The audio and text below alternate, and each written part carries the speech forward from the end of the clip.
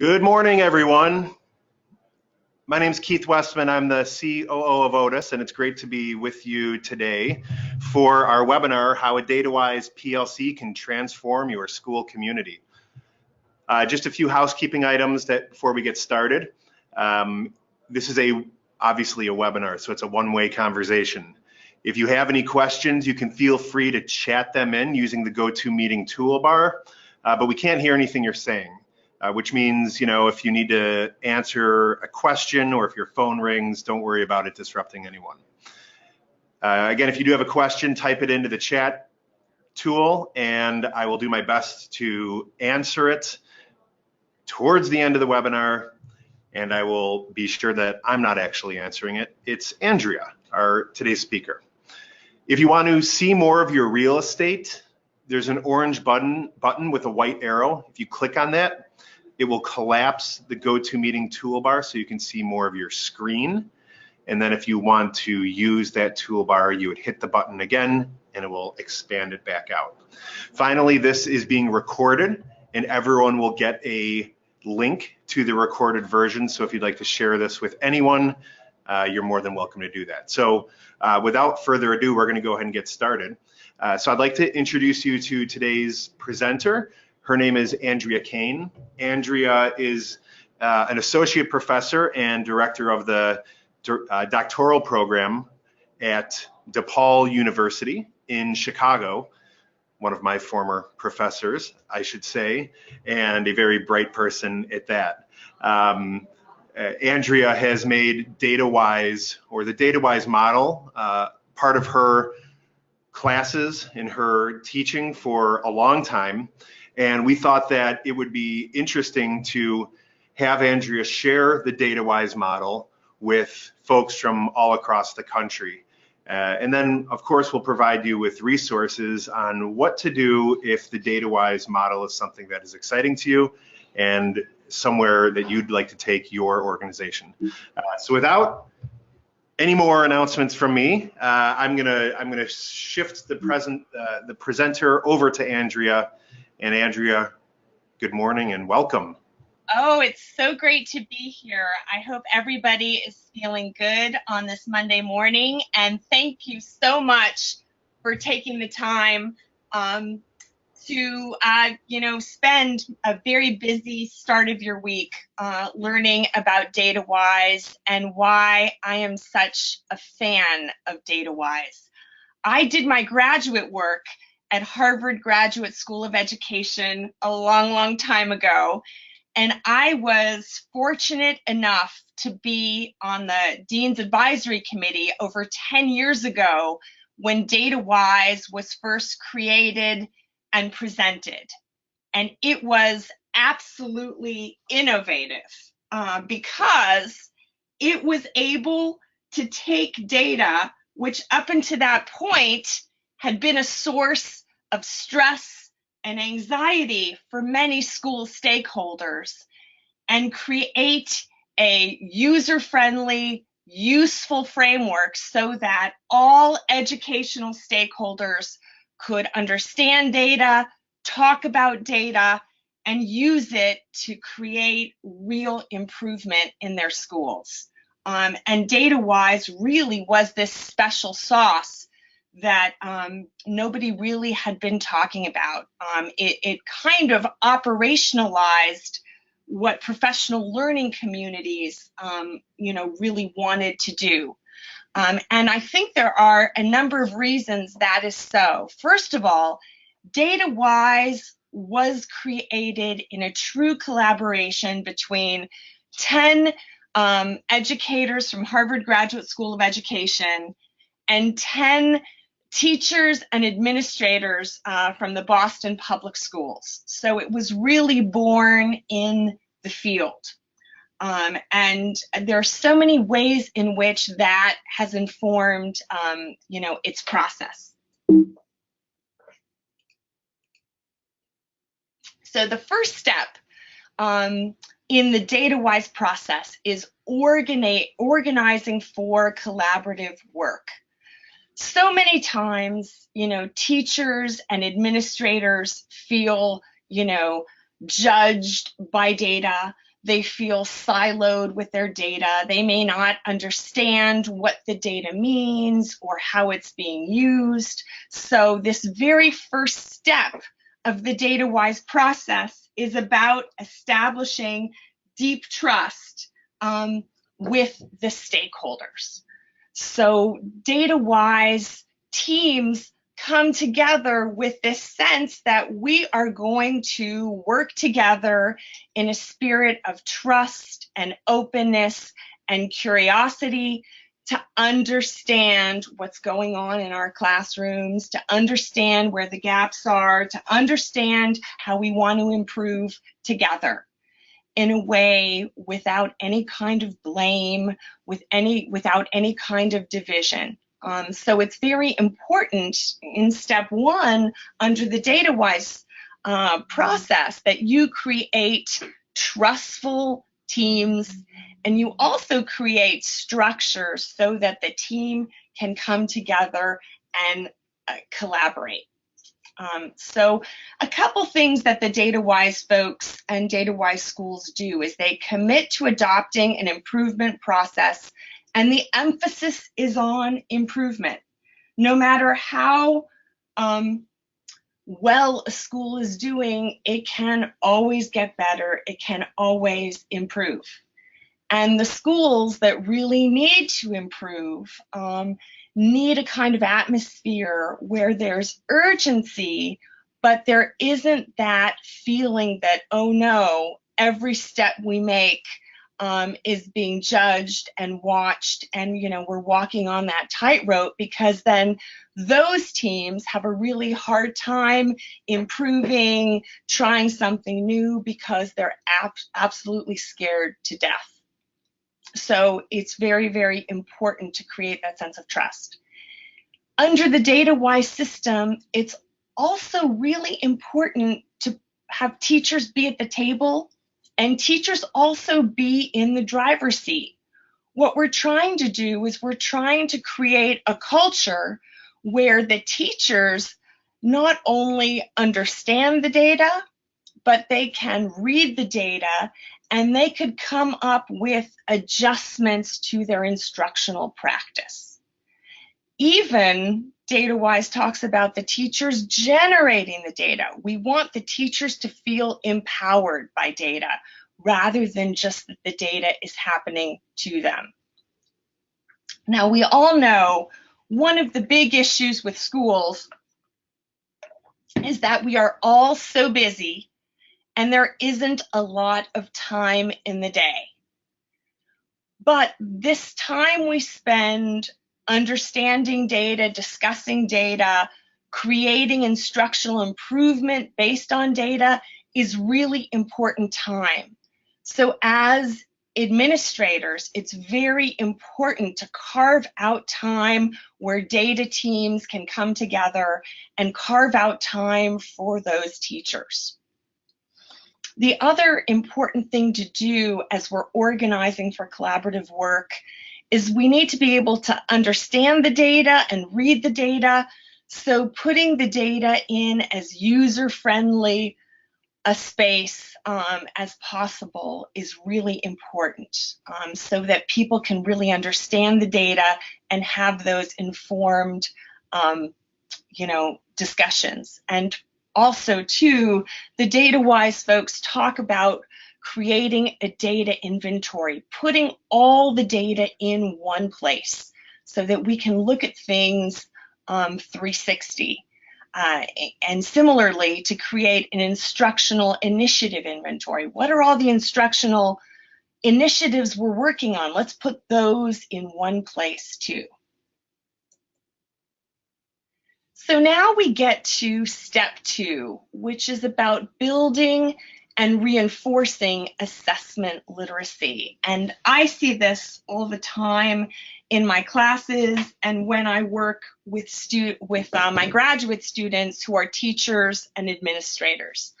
A lot of people are uncomfortable, just like being uncomfortable with math. They're uncomfortable with looking at data, and they are really embarrassed to raise their hand and say they don't know what it means, they don't understand the nuances. Oftentimes there might be somebody from, the district level who is the assessment guru, who's talking about SPSS and advanced statistics, and they're completely freaked out and they don't want to participate, so they kind of tune out because they don't have that assessment literacy. Moreover, sometimes there are people who think they know what the data means, but they don't really. And there's that person at the table who wants to say, hey, the emperor has no clothes, and is sort of afraid to challenge. So people either don't know and they're afraid to participate, or there's a lot of ignorance at the table and they're afraid to challenge. And so it's really important to create face-saving ways for data literacy training and literacy review for all relevant stakeholders. And this can be done very easily in professional development with individual modules, to have people, talk to a partner whom they trust. There are a lot of ways to do this, and it's very, very important to do. It also is really important to present your data in a way that's easy to understand and easy to analyze. To present your data so it's not just on spreadsheets, but it's on charts and graphs, for those different learning modalities that are just as important for the adults as they are for the kids. It's also really important to learn and also review the principles of responsible and meaningful data interpretation and use. You can never just use one data point on one day. Data has to be triangulated, and the numerical data we use also has to be read in the context with other kind of non-numerical data. So that's very, very important for everybody to understand and agree to. Finally, in addition to anxiety about lack of knowledge, we also need to create sort of that lack of anxiety about people's jobs or livelihoods or being labeled, because that creates lots of discomfort around data. And administrators need to kind of reassure and build trust as we go into these data discussions. So step 3 is creating a data overview. So for this step, what the DataWise process talks about is creating an academic area of focus. Maybe it's about, an aspect of analyzing literature, or maybe it's about, something related to geometry. You can look at a grade level team. You can look at something throughout the whole entire school. You could look at something, in an individual classroom. It's then important to display all relevant data together. The DataWise philosophy is about looking at everything so that we aren't making assumptions based on, a kind of isolated instance. We're trying to get a whole picture that we can use. So it's very important to what they call triangulate the data and look at it everywhere. It's very important that we not just focus, although it's easy to do so, on the high stakes standardized exam. That is important, we know, but we want to look at other kinds of assessments. We want to look at the monthly, the weekly, the daily. We want to try to look at data from all sorts of places so that we can focus on all angles to the story and have as much context and understanding as we can. We also want to empower the teacher to sort of maybe share data about homework, about attendance, about, you know, when kids focus and when kids don't focus. So there's, you know, data which, you know, before DataWise seemed like it was, you know, irrelevant, but it's actually very, very relevant, because what the student is doing every day is impacting how he or she sort of learns and how he or she performs on the classroom tests, on the building level tests, and on the state level assessments. So we're trying to kind of, you know, if we're concerned about, you know, fourth grade boys in geometry, we want to figure out what's happening with them on a monthly basis, on a weekly basis, and a daily basis. You know, again, with urgency, but with a kind of curiosity. So after we have this academic area of focus, fourth grade boys, geometry, we display all relevant data together to triangulate. We analyze the data, and we try to sort of see what story is it telling us. Maybe there's certain kind of geometry projects these boys are doing well on, but maybe there's certain test scores that belie their performance. So we try to ask a question about what is happening with them when they're taking these high stakes tests. What questions are they missing? And how does this line up with homework and classroom assessment?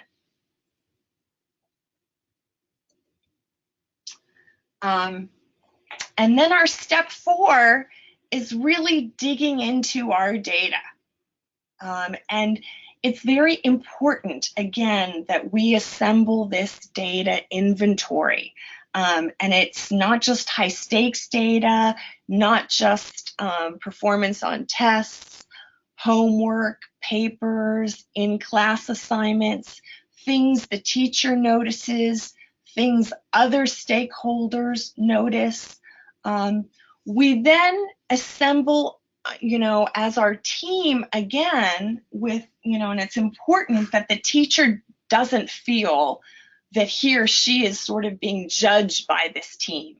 This is a team of teachers, administrators, other specialist stakeholders, and we are coming together with curiosity and urgency to identify a learner-centered problem. And again, it could be that these boys are having a hard time with the visual part of geometry and drawing things and measuring things. So how can we help these fourth grade boys with the visual part of geometry? That's our learner-centered problem. And we are all empowered, and we're sharing our points of view. We're having really good constructive discussions. Our discussions are informed by the data. We've put the data in one place so that we can kind of understand what we're talking about. And we're excited to get going.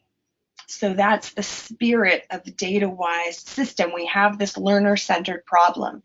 And what's important about the learner-centered problem is the DataWise process says that our problem isn't the low score on the standardized test.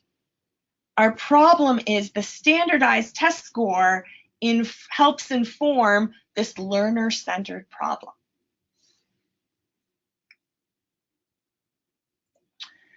So now we get to step 5, which is examining instruction.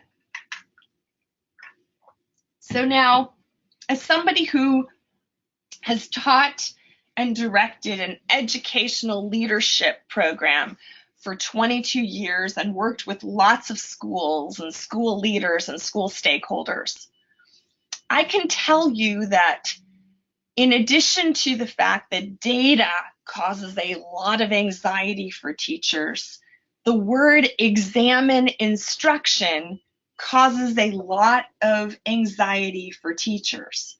So one of the things that's really important about this process is that this is not somebody's annual review.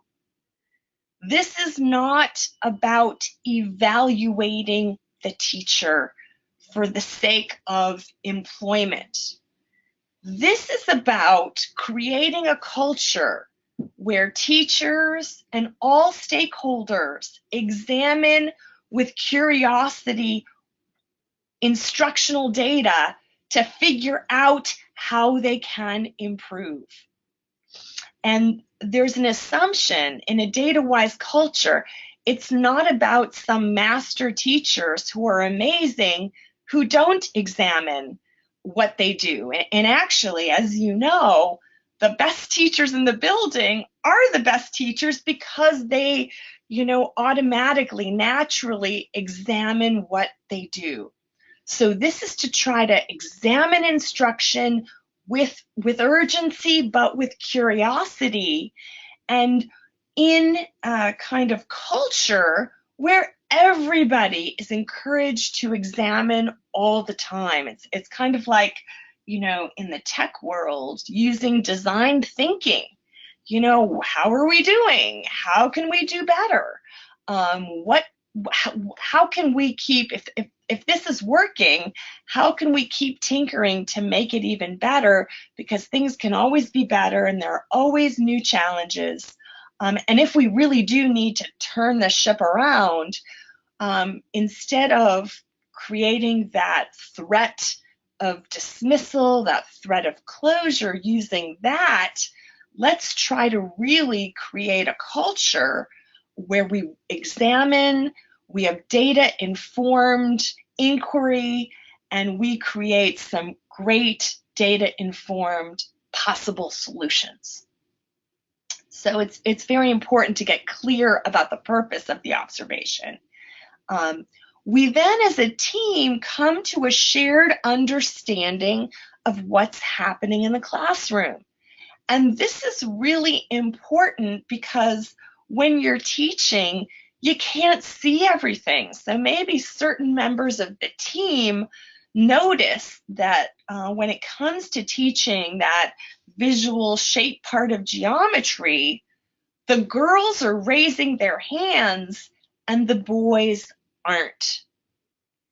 Maybe when it comes to doing, working on the whiteboard desks, the girls draw these straight lines and some of the boys have a harder time drawing.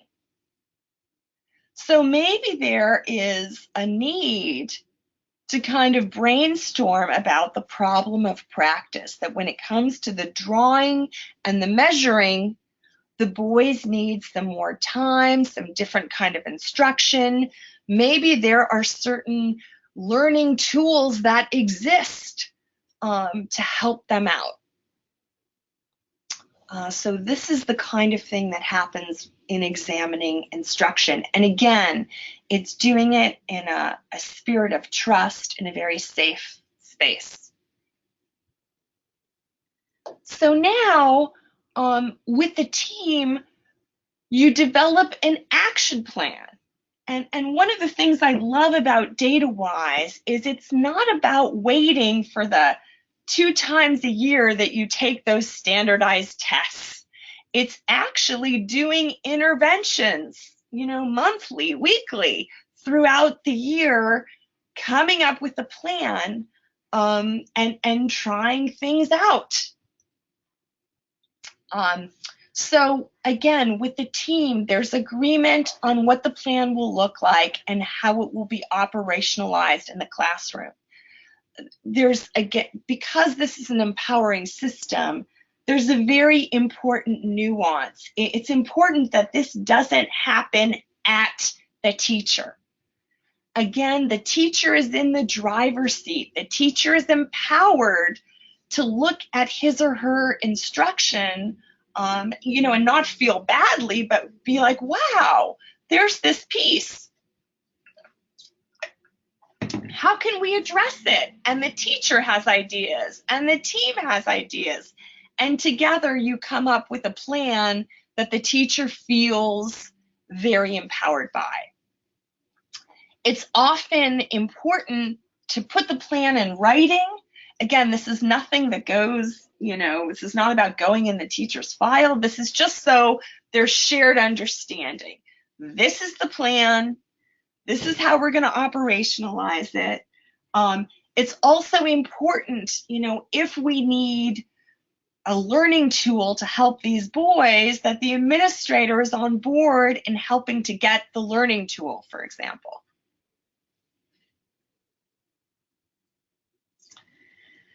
Now, this is another thing that's very important, and this is where when teachers are part of a DataWise culture, it's incredible to see what happens in a year, a school year, because they end up, you know, it's this incredible transformation where they love data and they love assessment. So it's important when you're implementing a plan to then choose assessments in advance to measure the progress and evaluate the plan, because the plan may need some tinkering. And the DataWise folks talk about, you know, short-term assessments, mid-term assessments, and long-term assessments. So obviously, a longer-term assessment is that high-stakes standardized test. And maybe there's some classroom tests, but there are ways to, you know, implement our new teaching of the drawing part of geometry and in one day do some short-term assessment to see if, you know, the boys are feeling more comfortable, if they're starting to get it. So it's important to have a variety of kinds of assessments you're going to use so that you could measure the progress, you could evaluate the plan, and you might also want to make some, you know, changes. You know, maybe colored markers work better. Maybe there's special kind of rulers. So it's important to think about how you're going to assess your plan and to set student learning goals for the plan, so that you know sort of why you're doing this plan and what you hope to see. Also, as educators, we know, you know, with students, it's not 0 to 60. It's how can we get them to 20, then how can we get from 20 to 40, then how can we get from 40 to 60. So you want to have some intermittent steps so that it's achievable.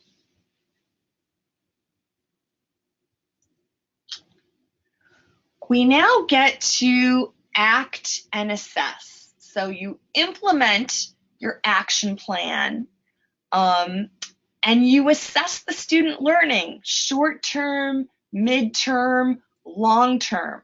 With those short-term assessments, you make whatever adjustments you need to make. This is a living, breathing, iterative process.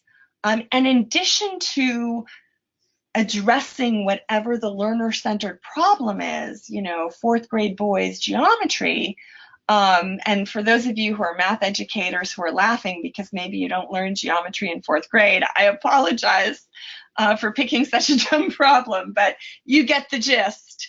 But the important thing you're doing, in addition to addressing that learning-centered problem, is you are trying to change the culture. You're trying to empower the teachers in your building so they are excited about understanding data, using it to ask learner-centered problems, coming up with action plans, coming up with ways to assess the action plan, assessing the action plan, making adjustments. So it's a continuous culture of data-informed decision making, and they are owning that data, you know, literally and figuratively. You know, the next bullet point, the DataWise folks talk about celebrating success. And I just changed it slightly, because what they really mean is celebrating the process and success. It's really important to celebrate your teachers and your other stakeholders who are engaging in these discussions, who are working together for meaningful improvement. And you know, you see the arrow, it keeps going, because we want to always improve. We want to always look at the data. We want to get teachers excited about data. We want to get teachers excited about assessment. We want to get them pointing out data that the administrators don't see. We want to get them creating assessments that maybe haven't been used before, but add so much to their team and their building. So it's really is a kind of, you know, it isn't just a positive spin, it's digging deep into what the data says, it's digging deep into what's working and not working in the classroom, it's creating lots of ownership and responsibility for making change, but it's doing it in a way that builds everybody up instead of, you know, ripping them apart. So that is why I am, I've had the Kool-Aid, I'm such a fan of DataWise, and I'm happy to answer any questions. Thanks so much, Andrea. If you have a question, please go ahead and type it into the questions section on the toolbar. In the meantime, while those come in, I'm going to share with you a link. Harvard actually offers a free online and self-paced course that you or anyone can take all about DataWise. And then, so I'm going to put the link actually in the chat bar right now so you have it. And I'll also send this to everyone as a follow-up email with the recording. But for $70, I guess you can add a verified certificate that has the Harvard logo and probably would look nice on any wall. I don't think I can say that I have anything that says Harvard with my name on it on my wall, other than maybe that I've driven through the town of Harvard outside of Chicago on my way to Lake Geneva. But there's no sign that says anything on my wall. So Andrea, first question, how did DataWise start? What do you have any information on the story of why Harvard took DataWise? Yeah. Or made DataWise a thing? Yes, I do. You know, many years ago, under the George W. Bush administration, there was something called No Child Left Behind. Any school receiving federal funds, there was lots of pressure to get everybody at grade level. If not, schools would be closed, people would be fired. There was this just atmosphere of kind of fear around data. And the folks at Harvard were worried about, you know, the sort of gap in data knowledge and data literacy, the gap in knowledge in terms of improving understanding data and then using it to inform instruction and practice. And they also felt like this was something that was being done, you know, to educators, and educators psychologically could not, you know, innovate when they were scared to death. So they saw this in the Boston public schools, and they worked with the Boston public school administrators hand in hand, 50-50, to come up with a system that would be way more effective, given how data, you know, and they thought data was important, but they felt this like fear-based scorched earth process was not going to be effective. Well, and I guess the reality is, if I put my principal hat back on, data is punitive many times. I mean, when it comes time to like look at data, at least maybe for a lot of folks, it's because they're looking for something wrong. You know, the administrator is looking for something wrong, or your superintendent is looking for something wrong. And so back to the trust thing, that sounds like such a huge part of this, where it's like, let's just look at this for what it is, not that, you know, that your world is going to fall apart based on the data, but just so that we know what to do faster than if we just like dip a thermometer in once a year and say, hey, how's our district doing? Really making it part of the fabric of the school organization. And you're just looking at it just like you look essentially at your car dashboard. I'm low on gas. Bad news, yes. End of the world, no. But it is the end of the world if I don't do something about it. So I better get to a gas station and put an intervention in place, you know? And Keith, could I just use I think the temperature analogy, the medical one, is the right one. If there's an issue with my blood work and I have high blood sugar and I'm overweight and all this stuff, I need to seriously do a plan for reducing my weight, for improving my heart health, and I need to be honest. But if I'm worried that given my weight, I'm going to be fired in a second, I'm going to hide it from people. I'm not going to want to share that information. So part of this, but we need to know what I'm doing on a daily basis so that we can make meaningful, lasting change. Yep.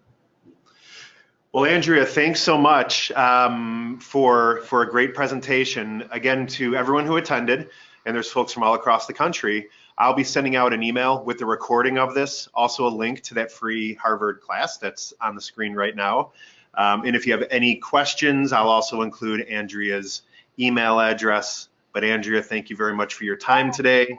Pleasure. I hope everybody has a really, really great week. And don't hesitate to reach out if you have any more questions. All right, everyone. Thanks so much. Have a wonderful week. Thank you for all of your work, and we will be in touch soon. Take care. Bye.